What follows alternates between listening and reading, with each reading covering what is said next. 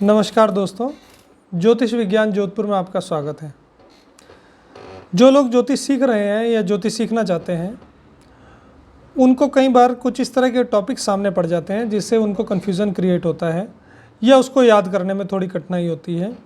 कुछ इस तरह के टॉपिक्स लेकर मैं आप लोगों के सामने आऊँगा और कोशिश करूँगा कि उनको सरल से सरल और आसान तरीके से आपको समझाऊँ, जिससे आपके वो टॉपिक्स क्लियर होते चले जाएँ।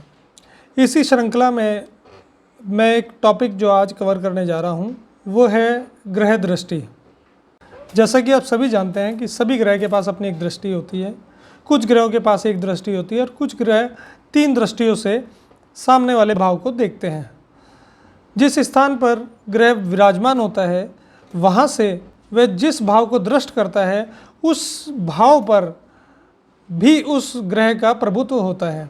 यदि ग्रह शुभ अवस्था में ऊंच का होकर, स्वयं राशि होकर या मित्र राशि में बैठकर एक अच्छी अवस्था में एक अच्छा फल उस भाव को दे रहा होता है जहाँ पे वह विराजमान है, तो जहाँ पे वो दृष्टि डालता है वहाँ पे भी उसका शुभ प्रभाव पड़ता है। सूर्य, चंद्रमा, बुध और शुक्र, इन चारों ग्रहों को एक दृष्टि प्रदान है। वह जिस भाव में विराजमान होते हैं वहाँ से अपने से 7वें भाव पर दृष्टि डालते हैं। इसी तरह मंगल, गुरु यानी बृहस्पति, शनि, राहु, केतु, इन 5 ग्रहों को 3-3 दृष्टि प्रदान है, जिसमें मंगल अपने से 4थे, अपने से 8वें और अपने से 7वें भाव को देखता है। इसी तरह शनि अपने से 3रे स्थान, 7वें स्थान और 10वें स्थान पर दृष्टि डालता है। गुरु, राहु और केतु, इन तीनों ग्रहों को एक जैसी दृष्टि प्रदान है। गुरु और राहु और केतु ये तीनों अपने से 5वें स्थान, 7वें स्थान और 9वें स्थान पर दृष्टि डालते हैं। इसको बेहतर तरीके से हम कुंडली के माध्यम से समझेंगे।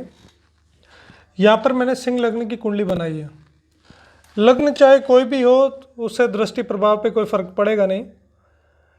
जो ग्रह जहाँ बैठा है वहाँ से उसका दृष्टि उसी प्रकार रहेगी। चाहे हम यहाँ सिंह लग्न बनाएं, चाहे वर्ष, चाहे मेष या कोई भी लग्न बनाएंगे, दृष्टि सबकी उसी प्रकार पड़ेगी। जैसे सूर्य, जैसा मैंने आपको बताया पहले, सूर्य, चंद्रमा, बुध और शुक्र, इन सब की 7वीं दृष्टि होती है। तो यदि सूर्य या इन चारों ग्रह में से कोई भी ग्रह यहाँ बैठता है तो उसकी 7वीं दृष्टि यहाँ पड़ेगी। कैसे? आप यहाँ से काउंट करेंगे 1, 2, 3, 4, 5, 6 और 7। ध्यान देने की बात केवल ये है इसमें, जहाँ पर कई लोग कंफ्यूज हो जाते हैं कि जहाँ से भी हम दृष्टि की काउंटिंग शुरू करते हैं वह उसी स्थान से शुरू करते हैं जहाँ ग्रह खुद विराजमान हो। ग्रह अगर यहाँ पर है तो काउंटिंग यहाँ से नहीं, यहीं से शुरू होगी। 1, 2, 3, 4, 5, 6 और 7। इसी तरह यदि हम मंगल की बात करें तो मान लीजिए मंगल यहाँ पर बैठे हैं,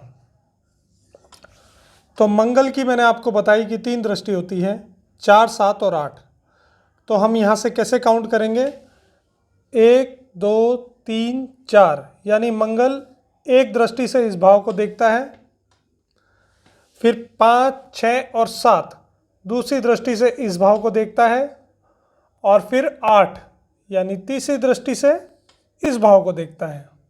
इसी प्रकार से बाकी ग्रह जैसे गुरु, राहु, केतु एवं शनि, इन लोगों की दृष्टियाँ समझना भी बड़ा आसान है, बहुत सरल है।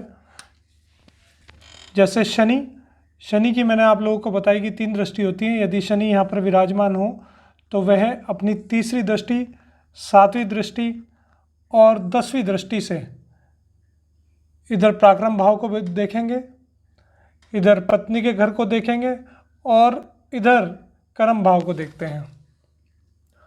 इसी तरह यदि यहाँ पर गुरु, माफ कीजिएगा, गुरु, राहु अथवा केतु यहाँ पर या कहीं पर भी बैठ जाए तो उनसे 5वें स्थान यानी कि यहाँ से यह